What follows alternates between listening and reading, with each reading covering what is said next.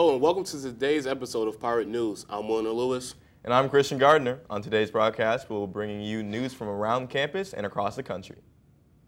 We'll also bring you Seton Hall sports update and your 5-day weather forecast. The 2019 Seton Hall International Film Festival is about to begin.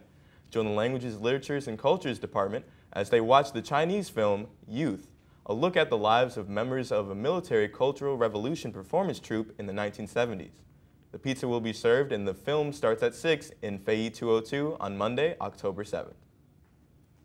The Institute for Communication and Religion at Seton Hall has announced its panel for a one-day regional conference. The conference is entitled Communication and Religion in the 2020 U.S. Presidential Election. This free conference is on April 22nd, 2020, and will bring some knowledgeable scholars in the field of communication, religious studies, and political science to Seton Hall to share their expertise with students, faculty, and the general public. The speakers include Ron Arnett, Heidi Campbell, Peter Bernard, and Jaroslav Frank. Be sure to get your flu shot on October 23rd in the University Main Lounge from 10 a.m. to 2 p.m. Walk-ins are welcome, but your insurance cards are needed to receive your shot. With partnership with Walgreens, each shot will help provide a child in need with necessary vaccines. Contact Health Services if you have any questions at 973-761-9175. William Haney, professor of art, design, and interactive multimedia in the College of Communication and the Arts, has had his medical illustrations selected to appear in the Visual Thinking Arts exhibition in Indiana University Southeast. Haney's drawing, Prosthetic Thrills, Human Knee Implants, was among 60 pieces selected by a blind jury of researchers and scholars to appear in the exhibit from a pool of over 750 international applicants. For Professor Haney, the exhibition embodies the values of drawings as a tool for invention, problem solving, and design thinking, a philosophy he imparts on his students at Seton Hall. Now we'll head over to Eva Wozniak with your Seton Hall sports update. Eva? Thanks, Christian, and hello, Pirate sports fans. I'm Eva Wozniak, and this is your Seton Hall sports update. This past weekend, the men's soccer team got their first conference win this season. The Pirates won 2-1 against the DePaul Blue Demons. C.J. Tibbling scored his first goal of the season, and Steven Elias had the game-winning shot. Their next game is at home on Friday, October 4th at 6 against Crichton. The women's soccer team lost the conference opener 3-0 at home against Butler this past weekend. Freshman Harpa Johansdottir had 6 saves on goal. Atlee Fortney and Jay Smith pushed back at the Bulldogs but were unable to secure a goal for the Pirates. The team will be back in action at St. John's tonight at 7. Lastly, moving on to women's volleyball, junior Amanda Rockwell reached a career high of 14 kills this past weekend against DePaul. Senior Maggie Self-Bar got her 5th double-double of the season. The Pirates lost 3-1 to the Blue Demons, making them 0-2 in Big East Conference play. The team will play Providence on Friday, October 4th at 7. And that's a wrap for your Seton Hall Sports Update. Once again, I'm Eva Wozniak. Now back to Wilnir and Christian with the most important news from the tri-state area. Thanks, Eva. For those looking for some excitement or to let off some frustration, the second annual Lodgepalooza will be coming around in the area this Saturday. Lodgepalooza features music, food, a cash bar, face painting, as well as a smash tent filled with glass bottles, plates, and more for people to smash for a small donation. The event is located at the South Orange Elks Club at 220 Prospect Street in South Orange. The price of admission is only $12, but all the proceeds will go to the Elks charities. A man has been found dead after a fire was ablaze in a Newark home yesterday. The fire began in the early morning on Wednesday on Summer Avenue. The cause as to what started the fire remains at this moment unknown. The authorities also have not released the information of the deceased. Pirate Television would like to give condolences to all those affected by this tragedy.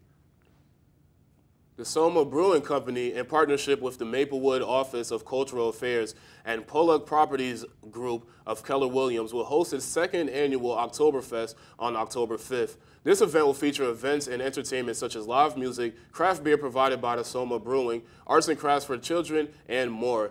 Entrance to the event is free, and all proceeds from purchases at the event will benefit a nonprofit organization dedicated to improving music resources for all students in the South Orange Maplewood School District. A woman tested fate yesterday at the Bronx Zoo. When visiting the African lion's enclosure, a woman decided to get a closer look. The woman hopped over the safety barrier and began waving and taunting the lion.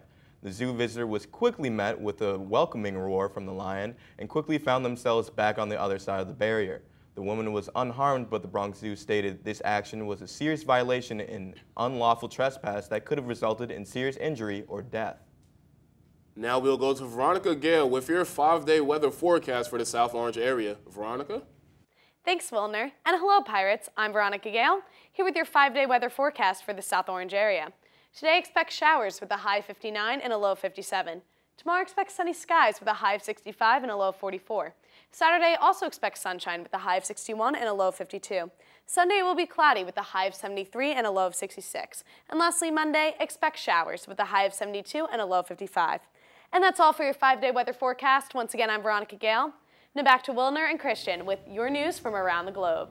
Thanks, Veronica. Need food but finding that your budget is a little tight? Well, DoorDash will help you eat with a minimal cost. For a limited time only, DoorDash will be giving away 1 million McDonald's Big Mac sandwiches for only 1 penny. That's right, only 1 cent. Plus, when you do purchase a Big Mac from the company, you'll be entered into a drawing for a chance to win $1 million. If the coupon doesn't auto-apply, use code 1MBIGMAC. This offer is valid until 11:59 p.m. on October 4th.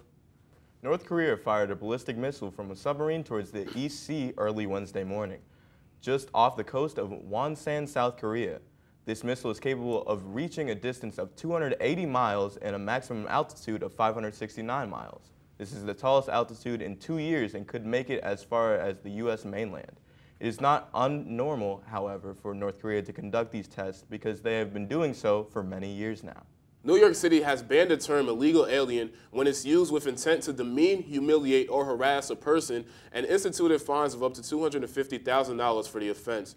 The city's Commission on Human Rights released new guidelines last week to define discrimination on the basis of perceived or actual immigration status or national origin in public accommodations, employment, or housing. In addition, threatening to call Immigration and Customs Enforcement, also known as ICE, on someone or making fun of a person's foreign accent is now considered a violation of the law. UPS has received federal approval to use drones to conduct deliveries. UPS is the first to ever receive approval for the use of drones for commercial delivery like this, although companies like Amazon, Uber, and Google are in the market to use this technology. The approval allows UPS the ability to fly at night and carry cargo heavier than 55 pounds.